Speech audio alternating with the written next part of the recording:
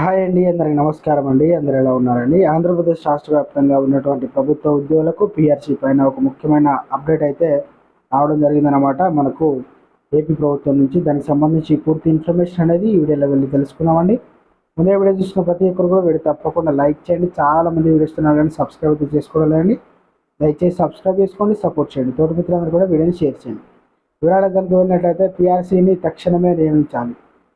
పిఆర్సీని తక్షణమే నియమించాలని, ఐఆర్డీఆర్ వెంటనే ప్రకటించాలని, బకాయిలన్నింటినీ పూర్తిగా క్లియర్ చేయాలని, హెల్త్ కార్డులపై వైద్య సేవలను అందించాలని రిటైర్డ్ ప్రభుత్వ ఉద్యోగుల సంఘం రాష్ట్ర ఉపాధ్యక్షుడు రైతు డిమాండ్ చేయడం జరిగిందనమాట. అయితే స్థానిక పరిశ్రమల సంఘం కార్యాలయంలో సంఘం ప్రతినిధులు ప్రత్యేక సమావేశం కూడా నిర్వహించారు.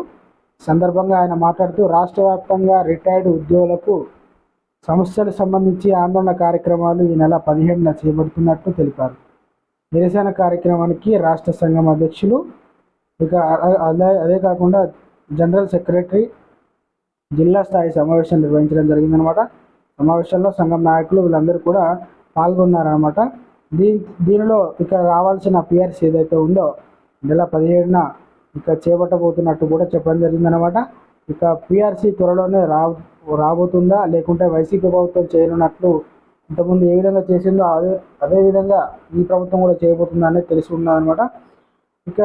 ఎన్నికల సమయంలో హామీ ఇవ్వడం కూడా జరిగిందనమాట. పిఆర్సీ నియమిస్తాం, అకౌంట్లో అందరికి జీతాలు కూడా 1వ తేదీనే అందిస్తామని, అది నెరవేరుతారా లేదా అనేది తెలియాల్సి ఉందన్నమాట. సో ఫ్రెండ్స్, ఇది ఈరోజు అప్డేట్ అండి. వీడియో నచ్చితే లైక్ చేయండి, ఛానల్ సబ్స్క్రైబ్ చేసుకొని సపోర్ట్ చేయండి. Thanks for watching.